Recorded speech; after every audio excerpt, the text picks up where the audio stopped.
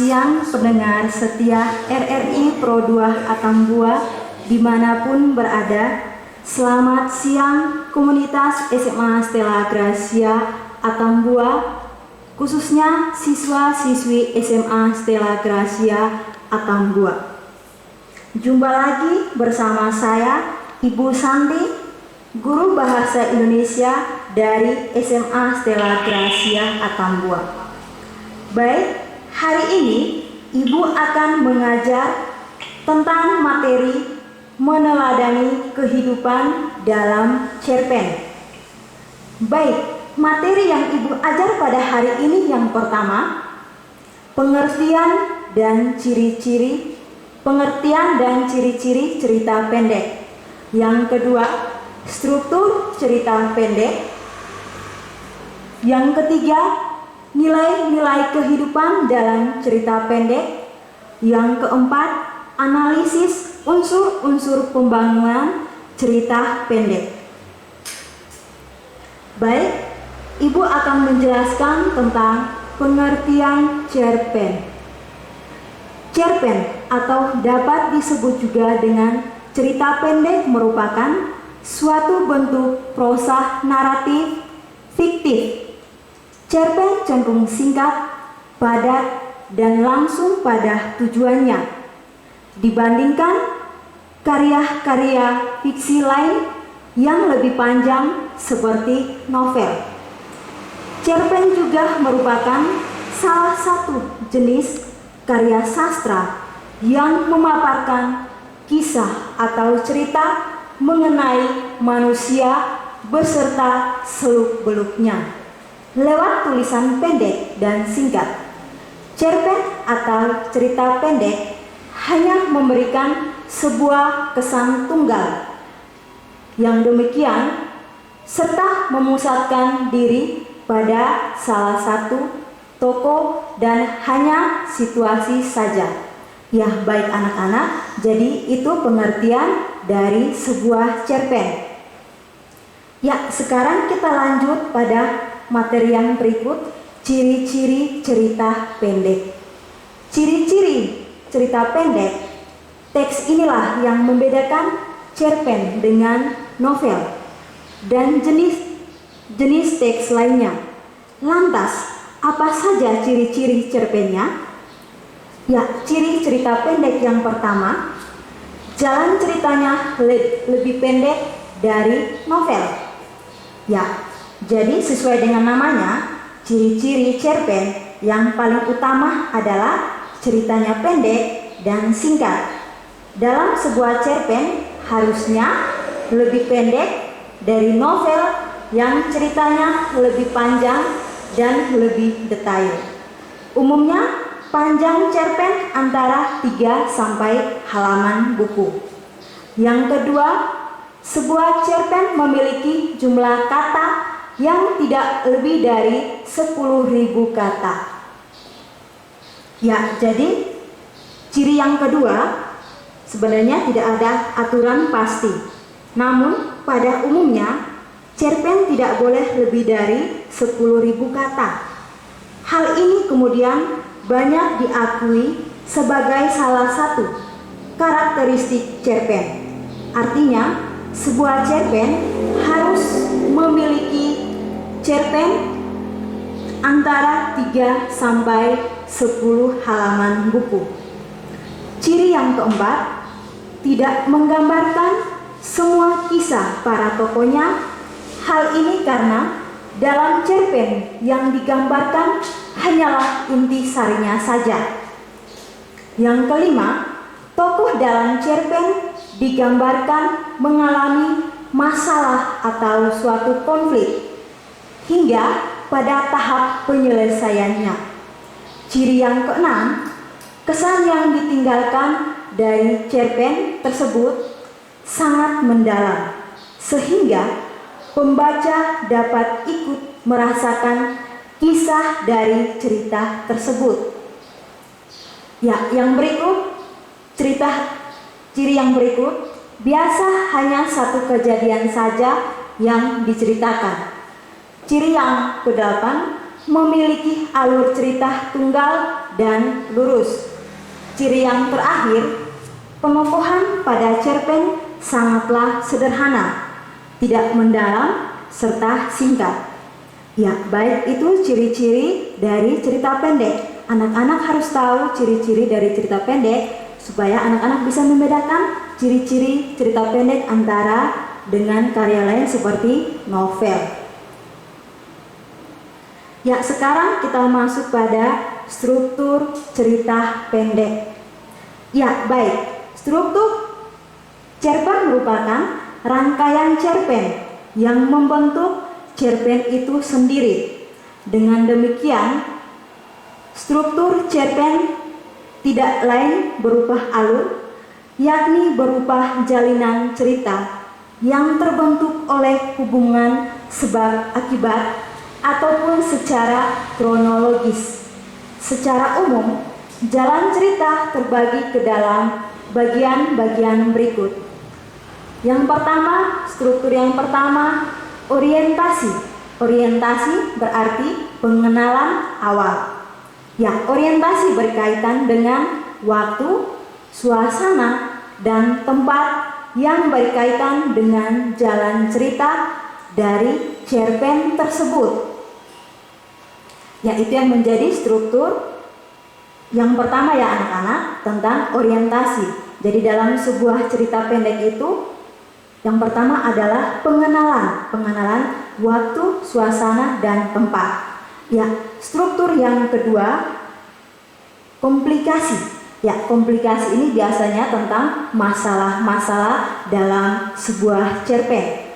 Nah, komplikasi berisi urutan kejadian-kejadian yang dihubungkan secara sebab dan akibat.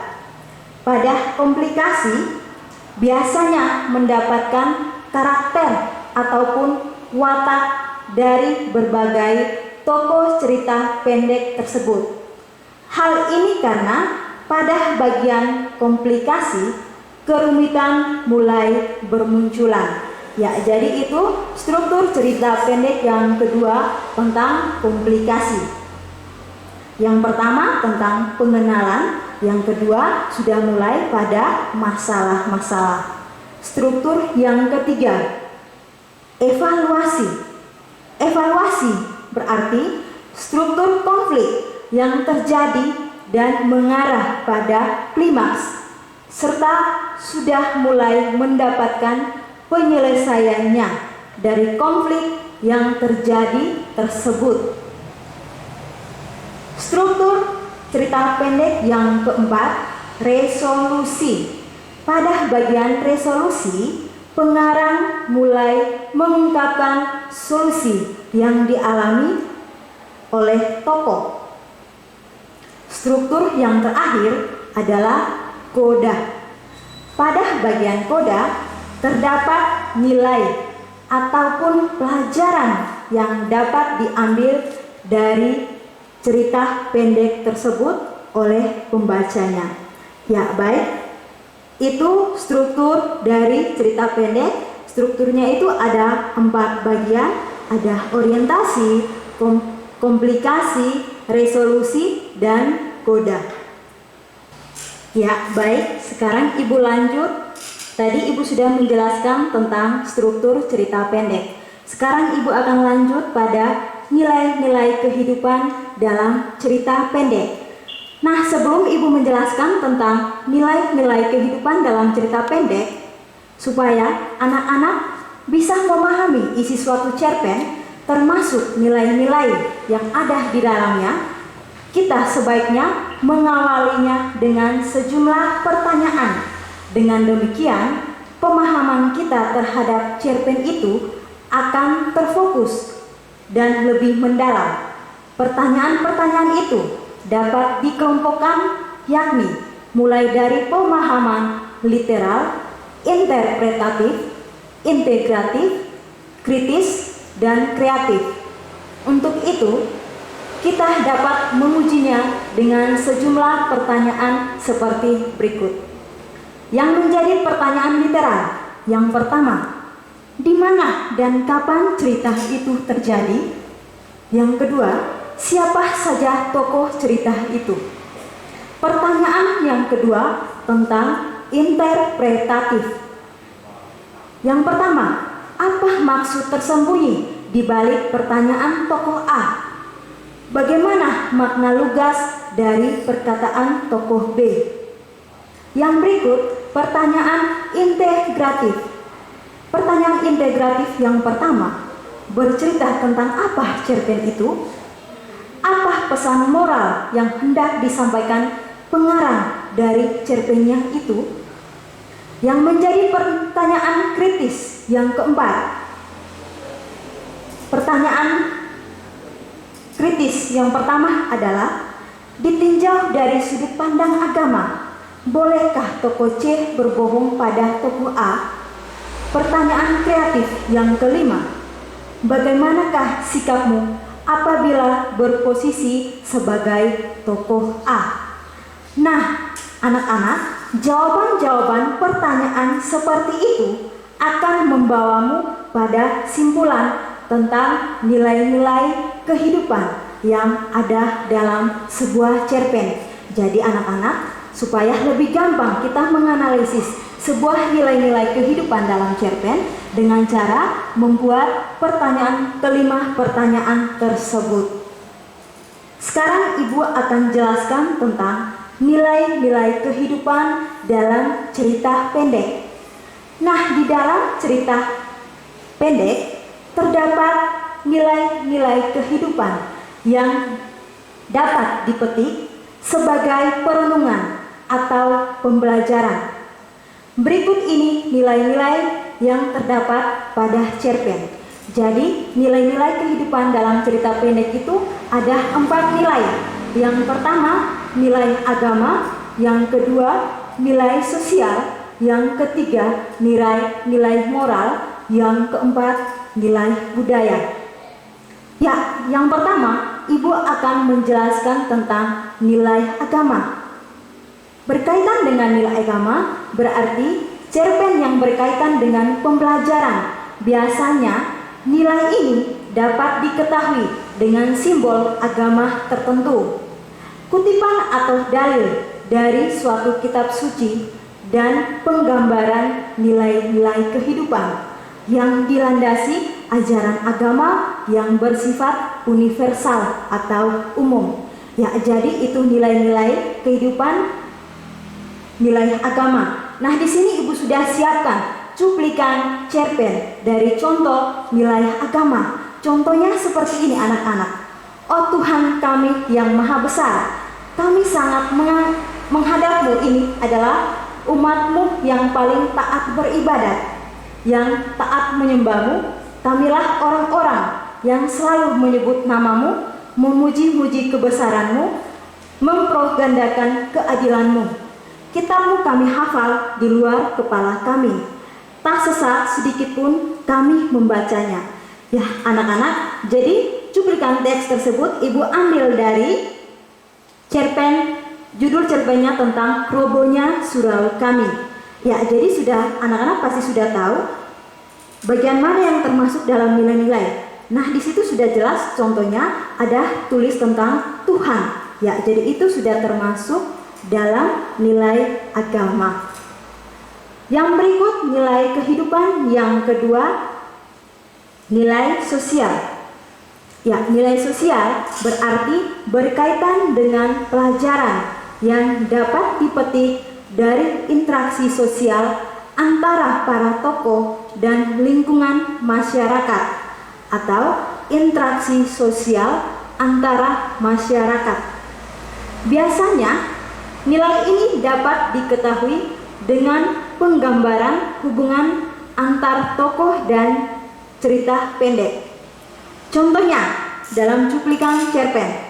Kalau benar begitu, apa lagi yang sekarang mereka sakitkan hati? Aku telah lama mengubah sikapku. Tiap ada derma, aku sumbang. Tiap kesusahan, aku tolong. Tidak seorang dari mereka yang tidak kuundang dalam pesta tadi malam. Kau lihat kan, 3 teratak itu mereka benjiri. Aku yakin mereka telah menerimaku dan memaafkanku, yaitu termasuk dalam contoh nilai sosial. Yang berikut, nilai moral. Ya, nilai moral berarti berkaitan dengan nilai yang dianggap baik atau buruk dalam suatu masyarakat. Dalam cerpen, nilai moral bisa berupa negatif atau buruk, atau positif atau baik. Ya, di sini Ibu sudah siapkan juga cuplikan cerpen tentang nilai moral.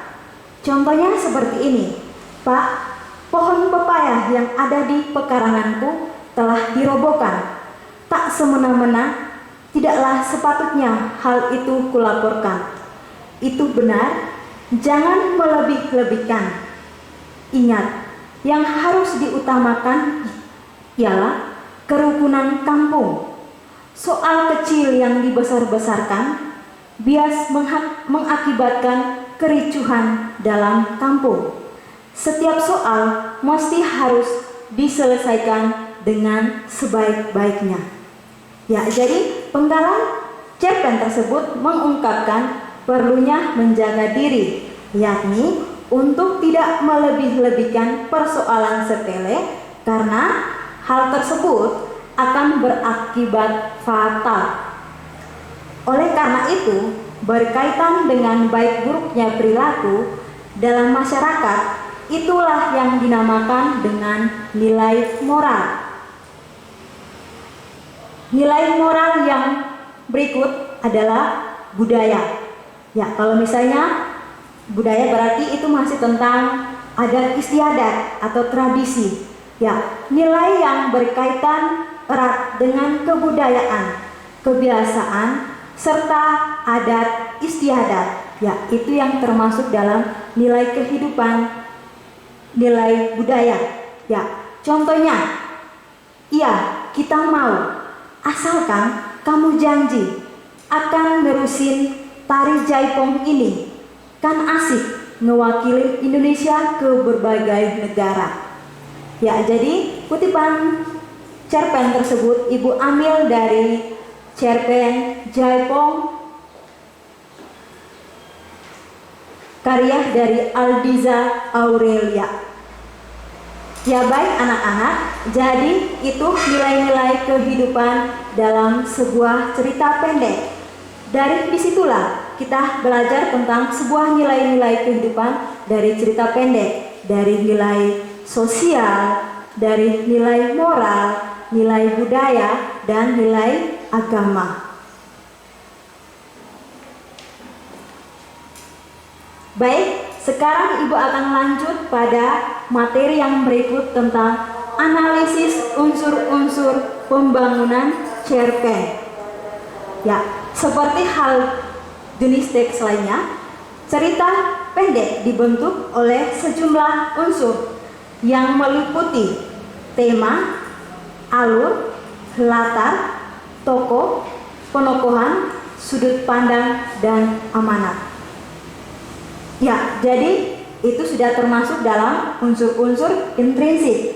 Ya, unsur yang pertama adalah tema.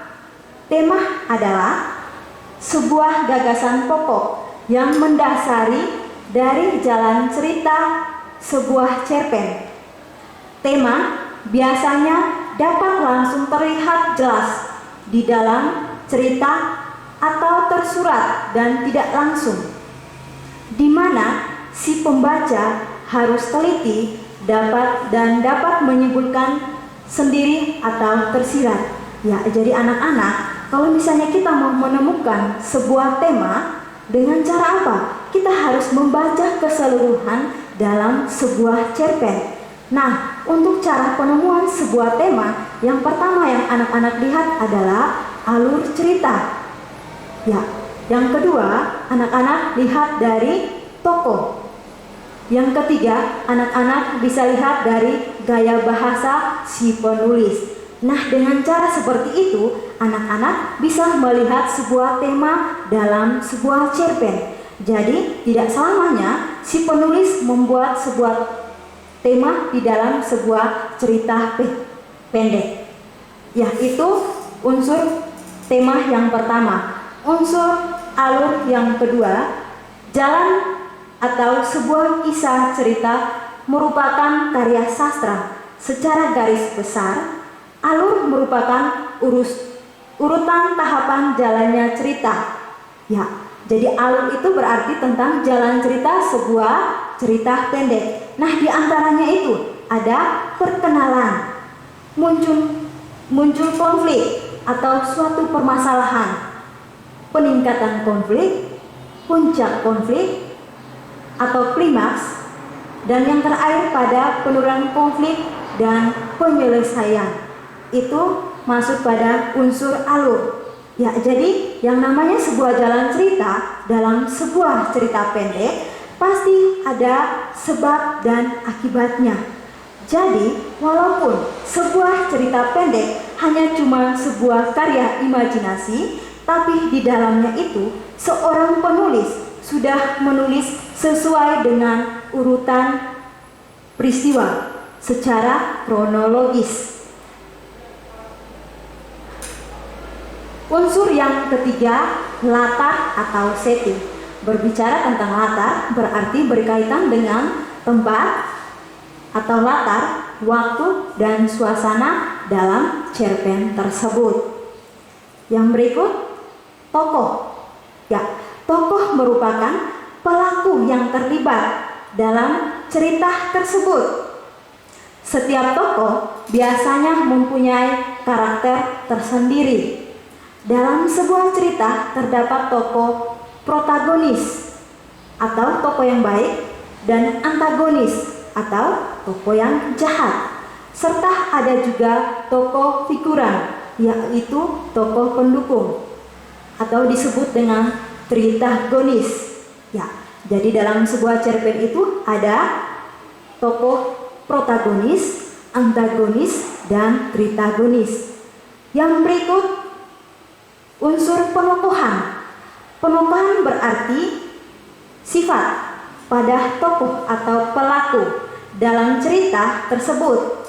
Sifat yang telah diberikan dalam tercermin dalam pikiran, ucapan, dan pandangan tokoh terhadap sesuatu hal. Ya, jadi anak-anak, tokoh dengan penokohan itu beda. Kalau penokohan itu berarti watak atau sifat seorang tokoh.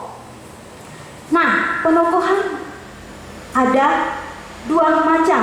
Di antaranya itu ada metode analitik dan metode dramatik. Nah, kalau misalnya metode analitik itu suatu metode penokohan dengan cara memaparkan atau menyebutkan sifat tokoh secara langsung seperti pemberani, penakut, pemalu, keras kepala, dan sebagainya. Itu yang termasuk dalam penokohan analitik. Yang berikut, metode dramatik adalah suatu metode penokohan dengan cara memaparkannya secara tidak langsung. Jadi dapat dengan cara misalnya penggambaran fisik, cara berpakaian, poster tubuh, dan sebagainya. Penggambaran dengan melalui sebuah percakapan atau dialog, reaksi dari tokoh lain dapat berupa pendapat, sikap, pandangan, dan sebagainya.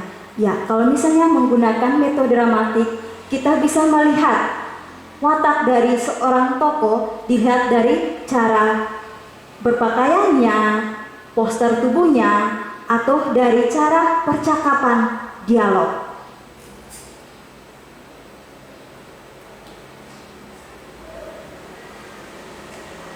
Unsur yang berikut adalah sudut pandang. Ya, sudut pandang berarti cara pandang pengarang dalam memandang suatu peristiwa di dalam cerita.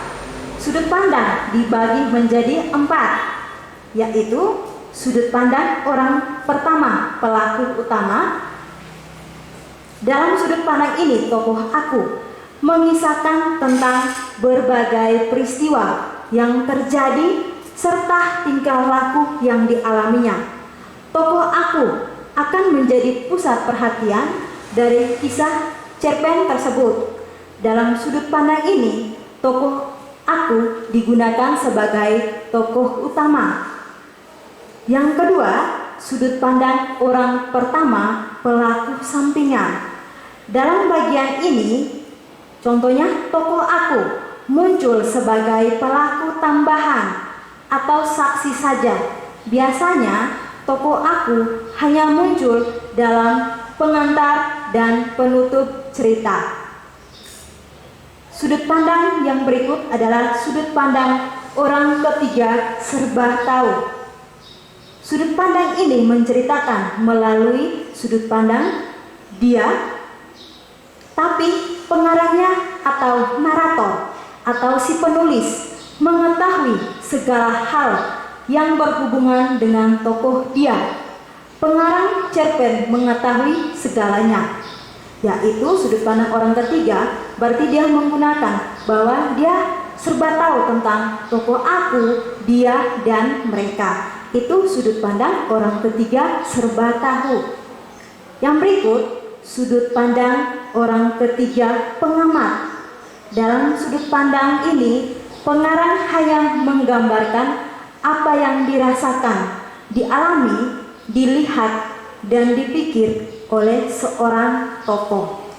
Ya, baik anak-anak, jadi itu unsur dalam sudut pandang. Jadi ada sudut pandang orang pertama, pelaku utama, sudut pandang orang pertama, pelaku sampingan, dan sudut pandang orang ketiga yang serba tahu, dan sudut pandang orang ketiga pengamat. Ya, yang berikut, unsur yang berikut amanat. Ya, amanat berarti pesan pengarang kepada pembaca. Amanat merupakan sebuah pesan moral yang disisipkan pengarang di dalam cerpen agar pembacanya dapat menyerap pelajaran yang dapat dipetik dalam karangan cerpen tersebut, serta dapat bertindak atau melakukan sesuatu terhadap suatu hal atau permasalahan. Itu unsur amanat. Ya, jadi contohnya, apabila tema ceritanya itu tentang perjuangan kemerdekaan, amanat cerita pun tidak jauh dari pentingnya mempertahankan kemerdekaan. Ya, baik anak-anak, itu unsur-unsur intrinsik dari cerita pendek. Baik, sebelum Ibu mengakhiri materi pada hari ini, Ibu akan menyimpulkannya pembahasan materi tentang meneladani kehidupan dalam cerita pendek. Berdasarkan pembahasan di atas, maka Ibu menyimpulkan bahwa cerpen merupakan suatu bentuk prosa naratif yang cenderung singkat, padat, dan langsung pada tujuannya. Cerpen mengisahkan sepenggal kesan tunggal yang mempunyai nilai-nilai kehidupan. Ada nilai sosial, ada nilai budaya, ada nilai moral, dan ada nilai religi. Dan cerpen pun memiliki unsur-unsur pembangunan dalam cerita pendek atau unsur intrinsik. Yang pertama, ada tema, alur, latar, tokoh, penokohan, sudut pandang, dan amanat. Jadi itu simpulan materi kita pada hari ini tentang meneladani kehidupan dalam cerita pendek.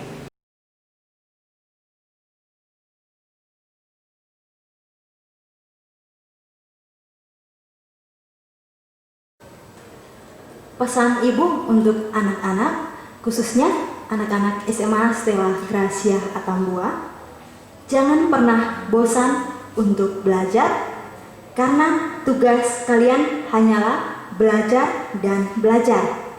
Dan satu lagi pesan ibu untuk anak-anak, sekali-sekali belajarlah juga dari karya-karya imajinasi. Mungkin disitulah anak-anak juga bisa belajar nilai-nilai kehidupan dalam sebuah karya imajinasi tersebut. Anak-anak, jangan pernah berhenti belajar, karena hidup tidak pernah berhenti mengajarkan.